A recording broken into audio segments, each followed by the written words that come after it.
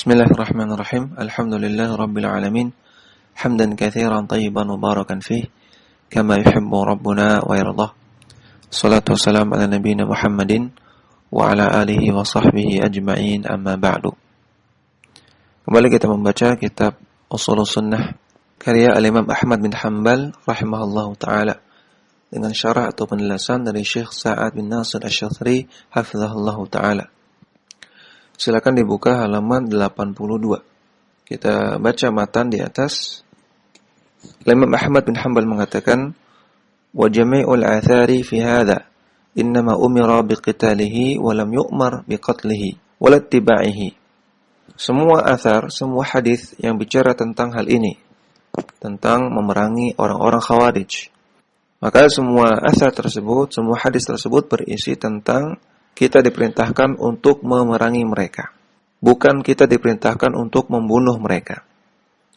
Walat tibaihi, dan juga kita tidak diperintahkan untuk mengejar mereka. Artinya ini untuk afrad, untuk individu-individu kaum muslimin. Tidak boleh membunuh mereka kecuali ketika mereka menyerang duluan dan kita mempertahankan diri. Wala yujhizu alaihi in suri'a aw kana jarihan. Dan tidak boleh bagi individu kaum muslimin untuk mengeksekusi mereka, artinya membunuh mereka dalam keadaan mereka suri'a. Mereka sudah kejang-kejang, sudah hampir meninggal. Au kana jarihan, atau mereka sedang terluka parah. Wa in akhadahu asiran walaysa lahu ayaqtulahu wa la yuqima alaihi al-hadda. Dan andaikan kaum muslimin berhasil menangkap mereka, menjadikan mereka tawanan, maka tidak boleh membunuh mereka dan tidak boleh menegakkan had kepada mereka. Karena masalah had ini sekali lagi adalah haknya pemerintah. Walakin yurfa'u amruhu ila man wallahu Allahu fayahkumu fihi. Namun sikap yang tepat adalah dibawa perkaranya kepada ulil amri, sehingga mereka ulil amri yang memutuskan hukumnya. Ya, kita baca syarah dari Syekh Sa'ad Asy-Syadzili. Beliau mengatakan, wa hakadha aidan al-farqu bainal imami fa innahu yajuzu lahu ittiba'ul mudbiri minal khawarij. Demikian juga perbedaan memerangi khawarij yang dilakukan oleh afrad, oleh individu dengan imam, dengan pemimpin. Pemimpin itu yajuz, boleh untuk mengejar orang khawarij yang kabur, yang mudbir. Wa bainal fardi minan nas haitsu la yajuzu lahu ayattabi'ahum idzan sarafu anhum. Berbeda dengan individu-individu kaum muslimin. Maka untuk individu kaum muslimin tidak boleh untuk mengejar mereka jika mereka kabur. Wala yujhizu alaihim idza suri'a walau kana jarihan. Dan tidak boleh mengeksekusi mereka, tidak boleh membunuh mereka ketika mereka sudah sakaratul maut, sudah kejang-kejang, walaupun mereka sudah terluka parah. Wa idza akhadha asiran falaysa lahu ayaqtulahu wa inma yusallimuhu lil imami aw nawabihi. Dan andaikan mereka bisa ditangkap, dijadikan tawanan oleh kaum muslimin, maka tidak boleh untuk membunuhnya. Namun yang benar adalah dengan menyerahkannya kepada imam, kepada pemimpin, atau kepada wakil-wakil dari para pemimpin, wakil dari pemerintah. Wa hakadha aidan afradun nasi la yuqimuna al-hududa. Demikian juga individu-individu kaum muslimin, masyarakat muslim tidak boleh menegakkan had. Menegakkan had di sini artinya menegakkan qisas, menuntut diyat, memotong tangan atau semisalnya. Innamal ladzi yuqimul hududa hum al-a'immatu aw nawabuhum. Namun yang berhak untuk menegakkan had itu adalah para imam, para pemimpin, yaitu pemerintah, atau para wakil-wakil mereka.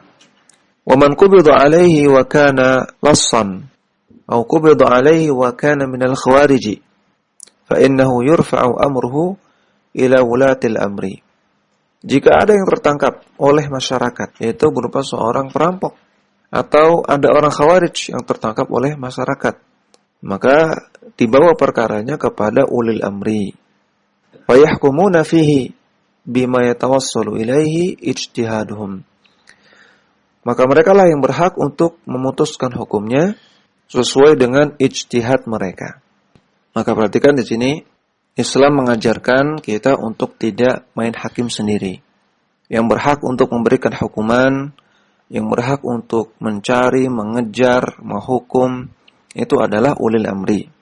Masyarakat tidak boleh main hakim sendiri. Karena andaikan perkara-perkara seperti ini diserahkan kepada masyarakat awam secara luas, mereka diberi hak untuk mengejar, untuk mencari, menginvestigasi, menghukum, menegakkan hudud, maka yang terjadi adalah kekacauan. Bisa jadi nanti antar tetangga saling memerangi atau bahkan saling membunuh dengan alasan merasa tetangganya khawarij. Kita kembali ke matan. Al-Imam Ahmad bin Hanbal mengatakan, "Wala nashhadu ala ahadin min ahli al-qiblati bi'amalin ya'maluhu bi jannatin wala narin." Kita tidak mempersaksikan, artinya kita tidak memastikan siapapun yang termasuk ahlul kiblah, orang yang secara zahir menampakkan Islam, bi'amalin ya'maluhu, apapun amalan yang dia lakukan, baik amalan baik ataupun amalan buruk, kita tidak boleh memastikan bi jannatin wala narin, bahwasanya dia pasti masuk surga atau pasti masuk neraka. Ya, maka perhatikan, ini kaidah dalam masalah ta'yinul hukmi, dalam masalah menjatuhkan hukum surga atau neraka secara ta'yin, secara spesifik, secara tunjuk hidung kepada seorang individu. Adapun secara umum boleh kita katakan setiap orang yang mati dalam keadaan iman maka dia masuk surga pasti. Dan secara umum boleh kita katakan semua orang yang mati dalam keadaan kufur, dalam keadaan kafir, maka dia pasti kekal di neraka. Ini secara umum. Namun secara ta'yin, secara spesifik, secara tunjuk hidung, secara individual, maka tidak boleh kita memastikan. Dan ada pengecualian di sini. Kita lihat penjelasan Syekh. Hadhihi qaidatun min qawaidi ahli sunnati wal jamaati. Ini adalah salah satu kaidah yang diyakini oleh ahli sunnah wal jamaah. Wahya anna amral jannati wan nari ila Allahi. Yaitu ahli sunnah meyakini bahwasanya urusan surga dan neraka itu kembali kepada Allah. Wala nahkumu li ahadin bi jannatin wala narin. Maka tidak boleh kita menghukumi atau memastikan kepada seseorang bahwasanya dia pasti akan masuk surga atau pasti akan masuk neraka. Illa idza warada dalilun bi itsbati dzalika. Kecuali kalau ada dalil yang menetapkan hal tersebut. Kalau ada dalil yang menunjukkan bahwasanya si fulan, si fulanah, si alan pasti masuk surga. Mithalu hadza, contohnya Abu Bakrin wa Umaru wa Uthmanu wa Aliyun wa baqiyatul ashrati ja'a fi nususi annahum min ahli jannati. Abu Bakar, Umar, Uthman, Ali dan 10 orang, lengkapnya ada 10 orang sahabat yang disebutkan dalam nas-nas, disebutkan dalam banyak hadis bahwasanya mereka pasti masuk surga. Fa nuthbitu dzalika wa nuqirru bihi. Maka kalau yang seperti ini kita wajib nuthbitu, kita wajib tetapkan, kita wajib yakini, dan kita wajib nuqirru, kita wajib tetapkan. Di antaranya disebutkan dalam hadis dari Abdurrahman bin Auf radhiyallahu ta'ala anhu bahwasanya Rasulullah sallallahu alaihi wasallam bersabda, Abu Bakrin fil jannati wa Umaru fil jannati wa Uthmanu fil jannati wa Aliyun fil jannati wa Talhatu fil jannati wa Zubairu fil jannati wa Abdurrahman ibn Auf fil jannati wa Sa'ad ibn Abi Waqqas fil jannati wa Sa'id ibn Zaid fil jannati wa Abu Ubaidah ibn al-Jarrah fil jannati. Nabi bersabda, Abu Bakar di surga, Umar di surga, Uthman di surga, Ali di surga, Talhah di surga, Az-Zubair di surga, Abdurrahman bin Auf di surga, Sa'ad bin Abi Waqqas di surga, Sa'id bin Zaid di surga, Abu Ubaidah ibn al-Jarrah di surga. Hadis riwayat At-Tirmidzi, Imam Ahmad, An-Nasa'i dan yang lainnya, disahihkan oleh Syekh Al-Albani dalam Sahih At-Tirmidzi. Yang mereka ini disebut dengan Al-Ashrah Al-Mubasyarah bil Jannah. 10 orang yang diberi kabar gembira tentang surga. Maka 10 orang ini kita tetapkan bahwasanya mereka pasti masuk surga. Karena terdapat dalilnya untuk 10 orang ini. Boleh kita tetapkan secara muayyan Abu Bakar, Umar, Utsman, Ali dan seterusnya bahwasanya mereka pasti masuk surga. Wa kadzalika ja'ana fi ma yata'allaqu bi Abi Lahabin wa Fir'auna wa ghairihima annahum min ahli an-nari fa nuthbitu dzalika ittiba'an lin-nususi. Demikian juga datang kepada kita dalil-dalil yang terkait tentang Abu Lahab, Fir'aun dan yang semisal mereka bahwasanya mereka pasti masuk neraka. Fa nuthbitu maka kita tetapkan bahwasanya mereka pasti masuk neraka dalam rangka mengikuti nas, mengikuti dalil. Wa amma man adahum fa innana la nahkumu lahum bi jannatin wala narin. Adapun orang-orang yang selain itu, yaitu orang-orang yang tidak terdapat dalilnya tentang kepastian dia masuk surga atau neraka, maka tidak boleh kita pastikan mereka masuk surga atau neraka. Namun perlu diperhatikan, orang-orang yang terdapat dalilnya tentang kepastian mereka masuk surga atau neraka bukan hanya yang tadi kita sebutkan, ya, masih ada beberapa lagi. Namun intinya, selama tidak ada dalil yang sahih tentang kepastian seseorang itu masuk surga atau neraka, maka tidak boleh kita memastikan. Maka apalagi orang-orang di zaman sekarang, yang tentunya tidak ada hadis atau ayat yang memastikan orang-orang di zaman sekarang apakah akan masuk surga ataukah masuk neraka. Fanaqulu amruhum ilallahi azza wa jalla. Maka yang hendaknya kita katakan dalam masalah seperti ini adalah amruhum ilallah. Perkara masalah surga atau neraka kita serahkan kepada Allah. Walau kana qad qatala al-muslimina, walau kana qad sadda an dinillahi. Walaupun seseorang itu memerangi kaum muslimin atau seseorang itu sadda, menyimpang dari agama Allah yang lurus, maka tetap tidak boleh kita pastikan dia masuk neraka. Wa in kana nakhafu alaihi wa nadhunnu annahu min ahli an-nari, walakin la najzamu bidzalika. Walaupun kita sekedar boleh nakhafu, mengkhawatirkan, wa nadhunnu dan menyangka bahwasanya dia akan masuk neraka. Orang yang memerangi kaum muslimin, membunuhi kaum muslimin, dan orang yang sesat, menyimpang dari jalan yang lurus, maka kita khawatirkan dia masuk neraka. Atau kita menyangka, bisa jadi dia akan masuk neraka karena sebab perbuatannya tersebut. Wala najzamu bidzalika, namun kita tidak pastikan. Wa hadza huwa qaulu jumhuri ahli sunnati wal jamaati. Ini adalah pendapat jumhur, mayoritas ulama ahlu sunnah wal jamaah. Fa in qala qailun, kalau ada orang yang bertanya, dzalikal mu'minul muttaqiyyu al-muti'u kaifa la tahkumuna lahu bil jannati wa huwa qad abadallahu mi'ata sanatin. Ada orang yang beriman dan dia bertakwa dan dia taat kepada Allah, maka bagaimana mungkin Anda tidak memastikan dia masuk surga? Padahal dia telah menyembah Allah Subhanahu wa taala 100 tahun lamanya. Yanshurul ilma wa yabuthud dina wa yusalli lailahu wa yasumu naharahu wa yasilul arhama wa huwa husnul akhlaqi wa tayyibul maqali wa nahwu dzalika. Dan dia juga orang yang suka menyebarkan ilmu, suka memotivasi orang untuk melaksanakan agama. Dia salat di malam hari, dia puasa di siang hari, dia menyambung tali silaturahmi, akhlaknya baik, perkataannya juga baik, dan yang semisalnya. Bagaimana mungkin Anda tidak pastikan orang seperti ini masuk surga? Naqulu, maka kita katakan, hadza narju lahu al-khaira wal jannata. Orang seperti ini maka kita harapkan. Perhatikan narju, kita berharap dia mendapatkan kebaikan dan dia mendapatkan surga. Wala na'lamu ma masiruhu haqiqatan li'annana la na'lamu ma khutima lahu. Namun kita tidak ketahui apa tempat kembalinya nanti secara hakiki, apakah surga atau neraka, karena kita tidak tahu bagaimana akhir kehidupan dia.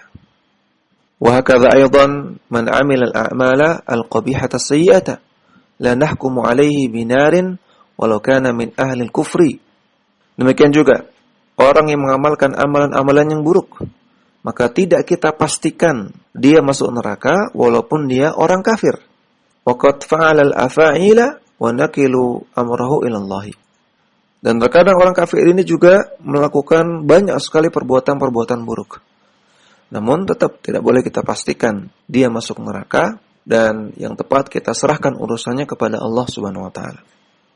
Namun perhatikan ya, ini terkait dengan hukum muayyan, hukum individu. Adapun kalau secara umum boleh kita katakan semua orang yang mati dalam keadaan kafir, maka dia pasti masuk neraka dan kekal di neraka. Namun orang secara individu, misalnya Pak Robertus, misalnya, ini contoh saja, Pak Robertus pasti masuk neraka. Nah, ini nggak boleh. Tidak boleh kita memastikan seperti ini. Karena tadi kita tidak mengetahui akhir hidupnya. Karena kata para ulama, bersyahadat itu tidak wajib untuk diumumkan. Kalau seseorang itu bersyahadat sendirian di kamarnya tanpa ada yang mengetahuinya, maka dia masuk Islam. Walaupun orang-orang tidak tahu. Namun kita dalam menyikapi orang lain, kita hukumnya berdasarkan zahirnya. Kalau zahirnya dia itu orang non-muslim, maka kita sikapi sebagai orang non-muslim. Kalau zahirnya dia orang muslim, kita sikapi sebagai orang muslim. Makanya di sini beliau katakan, wa in kunna fi ahkamid dunya nahkumu bi anna al-awwala muslimun lahu ahkamu ahli islami. Adapun terkait dengan hukum dunia, maka kita sikapi orang yang pertama tadi, orang yang beriman, bertakwa, taat kepada Allah, menyebarkan ilmu, memotivasi orang untuk beragama, sholat malam, puasa, menyambung silaturahmi, dan seterusnya. Kita sikapi orang ini sebagai orang muslim, bahkan orang soleh, dan kita terapkan kepada dia hukum-hukum orang Islam. Wa tsani kafirun lahu ahkamu ahli kufri. Dan orang yang kedua tadi, orang yang mengamalkan amal-amal keburukan dan dia orang kafir secara zahir, maka kita terapkan bagi dia hukum-hukum orang kafir. Lakin la ya'ni idza hakamna ala insanin bi annahu kafirun an nahkum alaihi bi annahu min ahli nari. Namun bukan berarti ketika kita terapkan di dunia ini kepada seseorang, kita terapkan hukum orang kafir kepada dia, karena secara zahir dia kafir, bukan berarti kita hukumi, kita pastikan dia pasti masuk neraka. Li'anal insana la yudra ma yukhtamu lahu bihi. Karena seseorang itu tidak kita ketahui bagaimana akhir kehidupannya. Wa qad jaa fil hadithi. Dan terdapat dalam hadis Rasulullah sallallahu alaihi wasallam bersabda, "Inna rajula la ya'malu bi'amali ahli an-nari hatta ma yakunu bainahu wa bainaha illa dhira'un." Ada seseorang yang dia mengamalkan amalan penduduk neraka, amalan-amalan buruk, sampai antara dia dengan neraka tidak ada jarak kecuali satu dhira', satu hasta saja. Fayasbiqu alaihi al-kitabu fayamalu bi'amali ahli jannati fayadkhuluha. Namun catatan takdir telah mendahulunya, sehingga dia mengamalkan amalan penduduk surga, sehingga dia pun akhirnya masuk ke surga. Hadisnya sahih, riwayat Bukhari Muslim dari sahabat Abdullah bin Mas'ud radhiyallahu anhu. Ya, maka dalam hadis ini disebutkan ada orang yang mengamalkan amalan penduduk neraka, di antaranya orang kafir. Selama hidupnya dia kafir kepada Allah Subhanahu wa taala, namun di akhir hidupnya dia mengamalkan amalan penduduk surga. Di antaranya dia bersyahadat, mengucapkan la ilaha illallah, dia beriman kepada Allah. Kemudian setelah itu dia mati. Namun di akhir hidupnya dia beriman kepada Allah, sehingga akhirnya dia pun masuk surga. Sehingga sekali lagi, menghukumi kafir ini beda dengan menghukumi pasti masuk neraka. Kalau orang secara zahir dia melakukan kekufuran, secara zahir dia orang kafir, maka kita hukumi kafir. Namun berbeda dengan masalah neraka surga. Masalah dia neraka atau surga tidak bisa kita pastikan. Mas'alatun ba'du ahli ilmi qala nuthbitu li ahli ta'ati al-jannata. Ada sebuah masalah, sebagian ulama mereka mengatakan kita boleh memastikan orang-orang yang taat kepada Allah, orang-orang yang melakukan ketaatan, orang soleh, bahwasanya mereka pasti masuk surga. Wastadalla bihadithi tallakum athnaitum 'alaiha khairan wa wajabat laha al-jannatu. Semua orang yang kalian puji, wahai para sahabat, kalian sebutkan bahwasanya orang ini khairan, orang baik, maka wajib bagi dia untuk masuk surga. Wa tallakum athnaitum 'alaiha syarran wa wajabat laha an-nar. Dan setiap jenazah yang kalian sebutkan bahwasanya dia adalah orang buruk, maka wajib bagi dia untuk masuk neraka. Di catatan kaki nomor 1, Rawahul Bukhari wa Muslimun min hadithi Anasin radhiyallahu anhu. Hadis riwayat Bukhari Muslim dari Anas bin Malik radhiyallahu anhu. Dan ini lengkapnya hadis disebutkan bahwasanya ada beberapa jenazah yang sedang dibawa melewati Rasulullah dan para sahabat. Kemudian Rasulullah pun berkata seperti itu. Jenazah mana saja yang kalian sebutkan, wahai para sahabat, bahwasanya dia baik, maka dia masuk surga. Jenazah mana saja yang kalian sebutkan dia buruk, maka dia masuk neraka. Maka di sini Syekh menjelaskan, lakin hadza fi qadiyati ainin. Hadis ini terkait dengan sebuah qadiyatu ainin, sebuah kejadian khusus, kejadian yang insidental. Itu terkait dengan jenazah-jenazah yang lewat itu. Wal qawaidul ammatu tadullu ala khilafi hadza. Sedangkan kaidah umum dan juga dalil-dalil yang sifatnya lebih umum ini menyelisihi makna dari hadis di atas. Hadis Anas bin Malik di atas. Wal qaidatu annahu la yahsunu an natruka al-hukm al-'amma ats-tsabita bi nususin katsiratin min ajli nassin wahidin fi qadiyati 'ainin. Dan kaidah yang perlu dipahami adalah bahwasanya tidak boleh kita meninggalkan hukum yang umum, yang sabit, yang sahih, yang ditetapkan oleh nas-nas yang banyak. Tidak boleh kita tinggalkan min ajli nassin wahidin, demi untuk mengedepankan satu dalil saja, yang dalil ini fi qadiyati ainin, terkait dengan kasus khusus, terkait dengan kejadian yang insidental. Seperti contohnya hadis tentang Rasulullah sallallahu alaihi wasallam memberi susu kepada Abu Hurairah radhiyallahu ta'ala anhu dan ahlu suffah. Rasulullah membagikan susu gratis kepada Abu Hurairah dan ahlu suffah yang lain. Yang ketika itu Allah Ta'ala berikan keberkahan kepada susu yang dimiliki oleh Rasulullah SAW, sehingga susu yang sedikit bisa diminum oleh banyak orang, bahkan berlebih. Sampai-sampai Abu Hurairah terus diminta oleh Rasulullah SAW untuk minum lagi. Sampai Abu Hurairah mengatakan, Wallahi la ajidu lahu maslakan ya Rasulullah. Wahai Rasulullah, saya sudah tidak kuat lagi. Sudah tidak cukup lagi perut saya, wahai Rasulullah. Ini hadisnya sahih, riwayat Al-Bukhari. Maka apakah hadis ini dalil bahwasanya kalau kita makan, kalau kita minum, harus sampai penuh, sampai kenyang? Buktinya Rasulullah memerintahkan Abu Hurairah untuk terus minum sampai kenyang, sampai tidak ada ruang lagi dalam perutnya, sampai tidak cukup lagi. Nah, maka kita katakan ini qadiyatu ainin, ini sifatnya insidental. Apakah Rasulullah SAW itu setiap makan atau setiap memberikan para sahabat makanan pasti sampai kenyang, sampai penuh? Tentu tidak. Ya, kaidah umumnya disebutkan dalam hadis yang lain. Kata Nabi, fathuluthun li ta'amihi wa thuluthun li syarabihi wa thuluthun li nafsihi. Sepertiga untuk makanan, sepertiga untuk minuman, sepertiga untuk udara. Hadis riwayat At-Tirmidzi, Imam Ahmad dan yang lainnya dengan sanad yang hasan. Ini kaidah umum. Secara umum Nabi SAW itu makan secukupnya, sederhana, tidak berlebihan. Demikian juga secara umum Rasulullah perintahkan para sahabat makan sederhana. Tapi kasusnya Abu Hurairah tadi ini kasus khusus, insidental saja, qadiyatu ainin saja. Maka ini salah satu kaidah dalam berdalil. Hadis yang terkait dengan qadiyatu ainin, kasus yang khusus, tidak boleh kita terapkan secara umum. Ketika itu menyelisihi kaidah-kaidah yang umum. Jadi kembali ke kasus tadi, secara umum tidak boleh kita menetapkan atau memastikan seorang itu pasti surga atau pasti neraka. Adapun yang disebutkan dalam hadis Anas bin Malik itu adalah kasus khusus terkait jenazah-jenazah yang melewati Rasulullah dan para sahabat. Fa in qala qailun innahu qad warada fil hadithi an Mu'adzin anna Nabiyya sallallahu alaihi wasallam qala. Kalau ada orang yang bertanya, terdapat hadis yang lain dari Mu'adz bin Jabal bahwasanya Nabi sallallahu alaihi wasallam bersabda, "Idza marartum biqabri kafirin fabashshiruhu bin nari." Kalau kalian melewati kuburan seorang kafir, maka sampaikanlah bahwasanya dia akan masuk neraka. Catatan kaki nomor 2, rawahu Ibnu Majahin fi sunanihi min hadithi Salimin an abihi wa sahahahu al-Albani.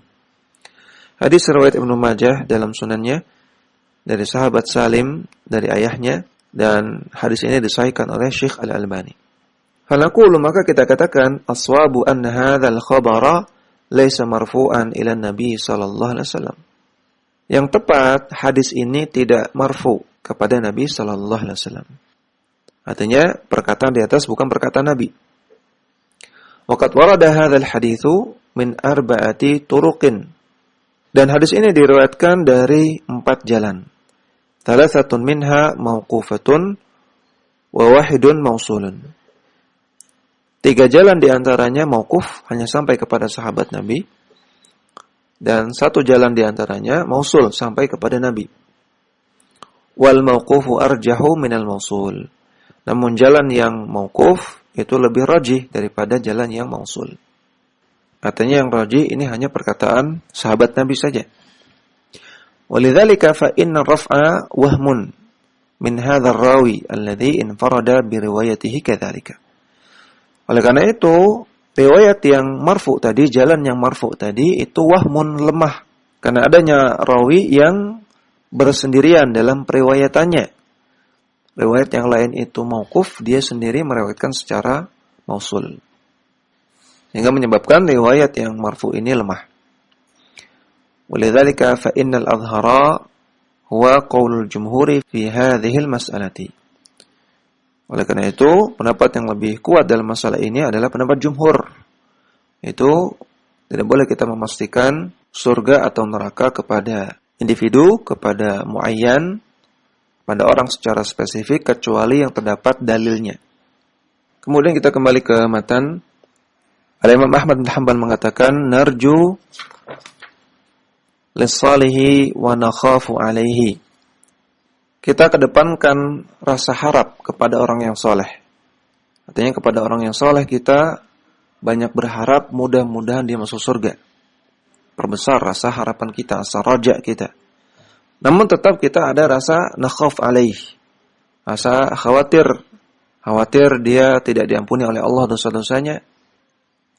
Jadi untuk orang soleh, orang mukmin, kita perbesar rasa raja, rasa harap. Namun tetap juga khawatir. Wa nakhafu 'alal musii'il mudhnibi. Dan untuk orang yang musyi, orang yang buruk, yang banyak berbuat dosa, kita nakhaf, perbesar rasa khawatir. Namun tetap narju lahu rahmatullah. Kita tetap berharap dia mendapatkan rahmat Allah Subhanahu wa taala. Ya, tadi sebagaimana sudah dijelaskan, kita tidak boleh memastikan orang itu masuk neraka atau masuk surga kecuali ada dalilnya. Namun yang bisa kita lakukan adalah berharap kebaikan bagi orang yang baik dan kita khawatirkan orang yang buruk akan masuk neraka. Kita lihat penjelasan dari syarih, wa quluhu wa narju lahu rahmatallahi. Yani anna sahibal ma'siyati yurja ayaghfirallahu lahu dhanbahu. Maksudnya, orang yang berbuat maksiat, maka kita berharap Allah Subhanahu wa taala mengampuni dosa-dosanya. Li'anna Allah taala yaqulu, karena Allah taala berfirman, innallaha la yaghfiru ay yushraka bihi wa yaghfiru ma duna dzalika liman yasha. Sesungguhnya Allah taala tidak akan mengampuni perbuatan syirik kepada Allah, namun Allah akan mengampuni dosa-dosa yang selain syirik bagi orang-orang yang Allah kehendaki. Surat An-Nisa ayat 48. Fanarju lil musii ayaghfirallahu lahu dhanbahu. Maka untuk orang yang musyi, orang yang berbuat keburukan di dunia, yang ahli maksiat, maka kita berharap Allah Ta'ala mengampuni dosa-dosanya. Wa ayudkhila tahtal masyiati huna. Dan kita berharap Allah Ta'ala masukkan dia ke dalam orang yang dimasukkan atau diampuni oleh Allah Subhanahu wa taala sesuai kehendak Allah, tahtal masyiah. Sebagaimana dalam ayat tadi, liman yasha, bagi orang-orang yang Allah kehendaki. Namun perhatikan, ini hanya berlaku untuk sahibul maksiyah, pelaku maksiat. Pelaku maksiat kita doakan mudah-mudahan Allah taala ampuni dia. Demikian juga al-bid'ah yang tidak sampai level kekufuran. maka kita juga doakan dia mendapatkan ampunan. Adapun orang kafir, orang yang keluar dari Islam, yang melakukan kekufuran akbar, maka tidak boleh kita doakan ampunan. Sebagaimana dalam surat At-Taubah ayat 113 Allah Ta'ala katakan, "Maka lin nabiyyi wal ladzina amanu ayastaghfiru lil musyrikina." Tidak layak bagi Nabi dan juga orang-orang yang beriman untuk memintakan ampunan kepada orang-orang musyrik. Walau kanu uli qurba min ba'di ma tabayyana lahum annahum ashabul jahim. Walaupun mereka adalah orang-orang yang dekat, yang merupakan kerabat, setelah jelas bagi mereka bahwasanya orang-orang musyrik tersebut adalah ashabul jahim, penghuni neraka. Surat At-Taubah ayat 113. Ini dalil tidak boleh memintakan ampunan bagi orang yang mati di atas kekufuran. Demikian yang bisa kita baca, mudah-mudahan bermanfaat. Wassallallahu ala nabiyina Muhammadin wa ala alihi wa sahbihi wasallam.